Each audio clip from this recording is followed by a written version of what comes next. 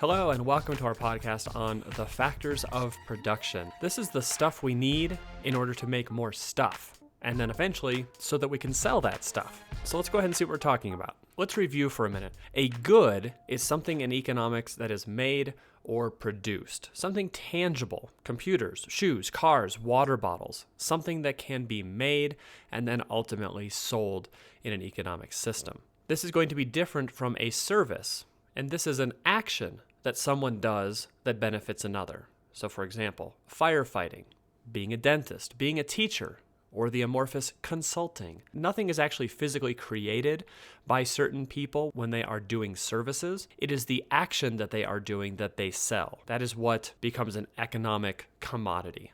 So a dentist is selling his or her ability to properly clean teeth and to check for cavities. A teacher is selling his or her expertise on how to teach something. But we need to think about this. When we are talking about either goods or services, what are the elements or the parts that are needed to make those goods or to provide those services? Goods don't just pop out of the ground complete. A car doesn't just come from the soil. A computer doesn't just pop off of a tree. And firefighters aren't just made from nothing. In order for a good to come off an assembly line and then go to market, certain things need to be put into place to make that computer. And vice versa, if somebody is selling a service like firefighting, there's more than just the physical act of fighting a fire. There are goods associated with that. There's also something else called human capital, so knowledge. And so we can't actually see that, but that is one of our factors of production, something we need in order to make more stuff. So the four factors of production that we'll be talking about are what we call land, labor, physical capital, and human capital. And let's go ahead and see what each one of these is in a little bit more depth. So when we are talking about land, we are talking about natural resources. So even if it isn't physically land, meaning something like air or water, this is considered land by economists. So these are materials that are found in nature. It could just be the water itself that we could use in a hydroelectric dam scenario. It could be the wind that we could use and harness in a wind power scenario. It could be coal. It could be oil. It could be timber.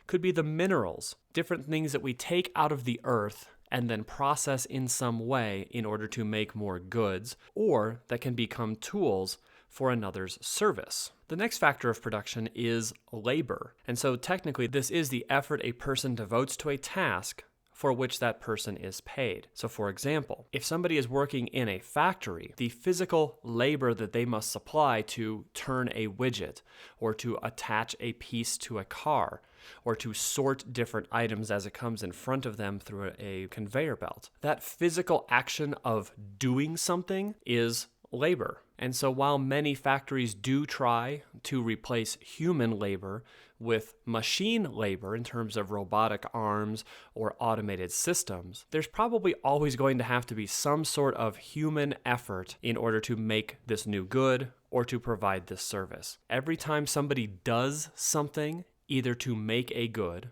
or is doing something in order to provide that service, that is labor. And so while we can't see it, it does have value, and so we do need to talk about it as a factor of production. The third factor of production we'd want to mention is what we call physical capital. And these are human-made resources used to make other goods or services. So in short, things like tools, machinery, or equipment. Take a large warehouse operation like Dell Computers or Amazon or Barnes & Noble, where they take goods and then ship them to around the world. Think about all the tools that go into that shipping process. Think about a conveyor belt or some sort of robotic arm. Those weren't just hatched from the ground. Humans had to make them. Then they took those tools and sold them to another company that then takes those tools and makes more stuff. So for example, take Amazon. Their job is to sell all kinds of stuff from massive warehouses to people around the world. Well, what is a more efficient way of getting goods from where they're stored to where they need to be shipped within the warehouse? We could use human labor and have those things walked from place to place, or they could be much more efficient and use a conveyor belt or a rolling system or maybe even drones. Well, somebody made those, and it wasn't Amazon. Some other company made those tools and sold them to Amazon. So when they use them, that is considered physical capital. Consider factories, consider computers, consider tools that mechanics use, electronic goods that people use to test for electricity, plumbing tools.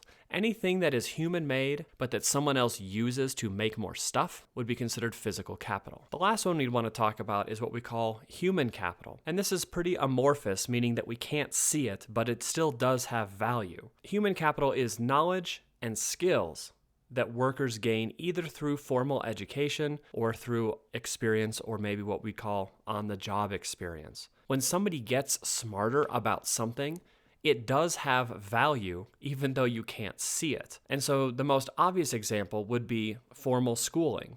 When students go through school and then go to college, they get smarter about something. They can take that knowledge and then make better goods. They could improve a computer. They could improve a shipping system. Or they might just use that knowledge to provide services. For example, the dentist, the doctor, the teacher, the bus driver. They have taken some sort of knowledge and they're applying it to something else that is an economic commodity, something that can be bought and sold. And so this is slightly different from the labor category because it's not a physical labor kind of thing. Like I have to move my arm so many times to turn the widget on the assembly line. That would be labor. This is flexing my brain for some purpose. And so the more that I can learn either through formal settings or through on-the-job experience, that's going to be improved human capital, meaning people. There's value in having people. And so a graphic here to give us a little bit of a visual look at this. On the left, you see all of the inputs. These are all the things that need to be taken and then processed. So for example, land, labor, capital, and then just the idea of entrepreneurship. Somebody needs to have the idea to make or to do something new. If we take all of those factors of production and put them together, then we can make stuff. We can make the car. We can come up with a new style of home. We can come up with a new way to grow and reap crops, make new computers. We can make new engineering ideas. But we need to have input that all gets processed, and then eventually we have some sort of economic output where we have the ability to buy and sell either that good or that service that these factors have made. So let's take a minute and see if we can practice with our 4 factors of production. On the next slide, you're going to see various pictures of things and see if you can determine what each is. Is it going to be land, labor, physical capital, or human capital?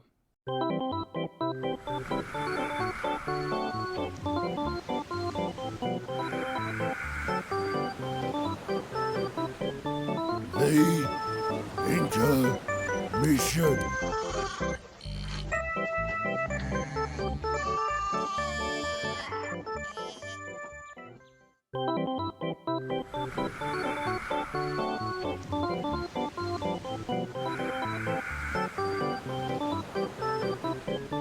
The intermission.